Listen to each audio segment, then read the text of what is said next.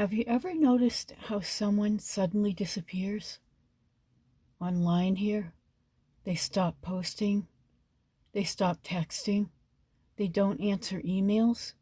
Maybe they don't even explain why. I've always wondered about those people, and usually I understand. But now, lately, I've become one of them, or I'm about to become one of them.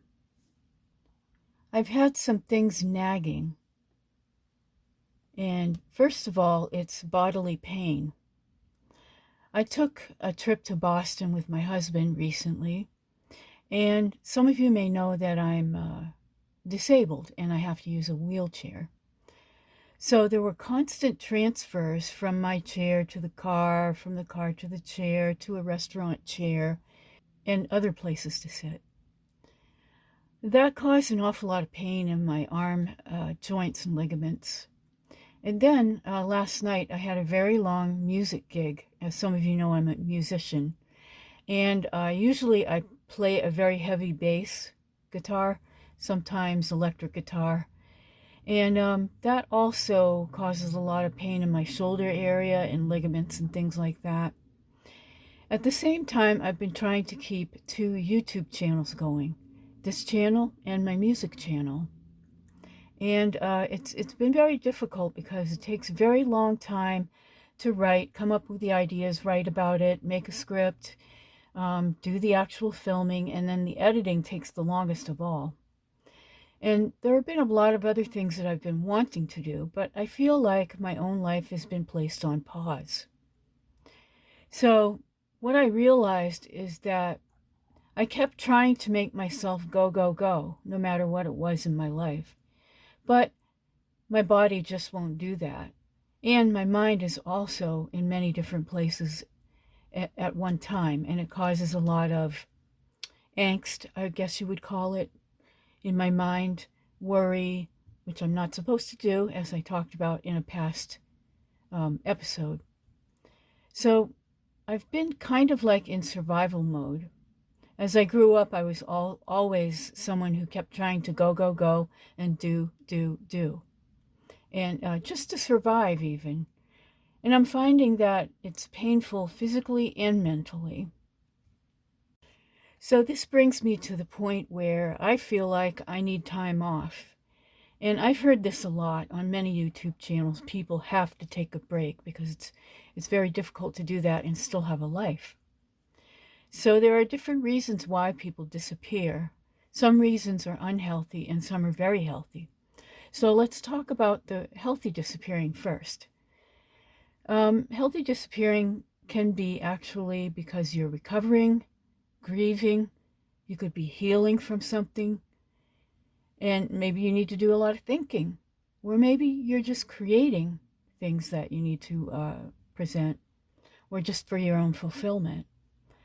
Some people are doing resting. Some people are protecting their mental health, and some reducing pain. So unhealthy disappearing would be like avoiding responsibility, ghosting people, and refusing difficult conversations. So let me give you an analogy about why people actually need to step away, disappear, and rest or work on other things. And here's where I think nature can come in. So in nature, some of the things you might think about winter. You know, trees don't bloom all year. Bears hibernate, and fields have no growth at that time. The moon has its different quarters, half moon, quarter, so it's disappearing and then coming back. And nature doesn't apologize for seasons, so why should we have to? Well, many of us, we care very much about our audience, so we feel like we need to apologize. But some people just don't do that because it's healthier for them to just disappear and wait for an explanation later. I'm kind of split between both of those. I'd kind of like to just disappear and see what happens when I'm gone, and the other part of me wants to explain what's going on. And so I've already explained the kind of things I'm going through, the pain, and the hard schedule of running two channels where my life, the things that I want to do in my life are not happening because I keep going, going, going. And so I feel like I need to explain a little bit. But the mistake people make, many people make, is that we think disappearing means we're falling behind. But maybe it actually means we're preparing for the next season. You know, rest is productive. Silence can be productive. Thinking is productive. And healing is productive.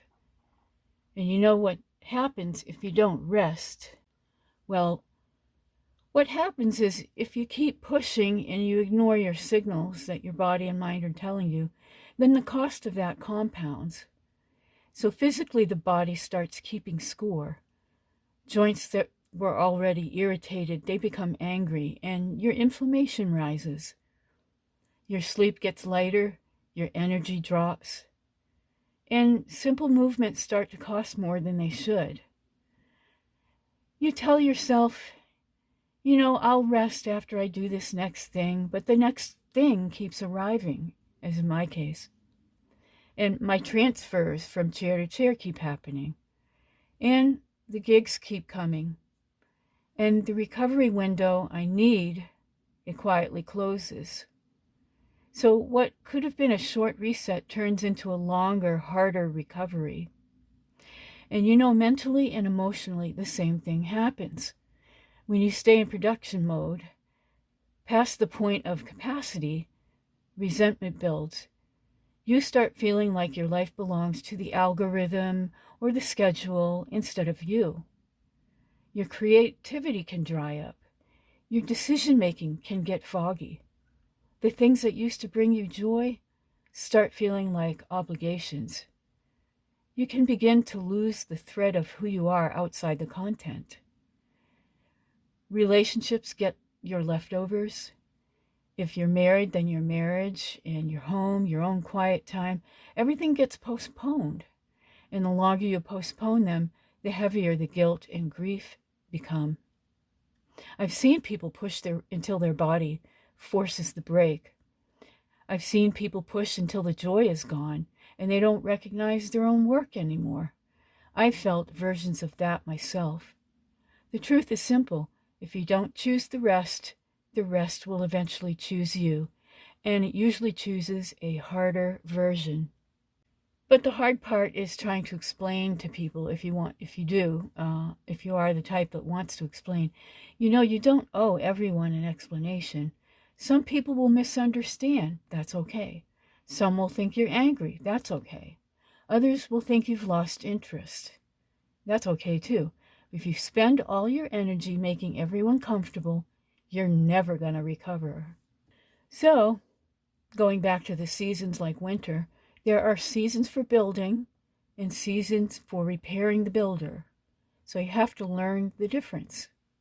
So this brings me to my decision to step away. I'm going to start with just a month. I'm hoping it's only going to take a month. But I'm stepping away for a multitude of reasons, and I think I'm going to make another video later this week, you know, a channel update to tell you what I'll be working on, and if I'm resting, what I'm going to be doing while I'm resting, because resting is not always laying down and closing your eyes, but sometimes it is. So I will let you know kind of what I'm going to be doing behind the scenes. I'm not disappearing because I failed. I'm disappearing because I refuse to keep paying the higher price. So if you're listening to this and you're in a similar place, if your body is loud, if your personal life has been on hold, if you feel like you're running on fumes while still trying to perform, I want you to hear this clearly. It's okay to step back. It's okay to go quiet for a while.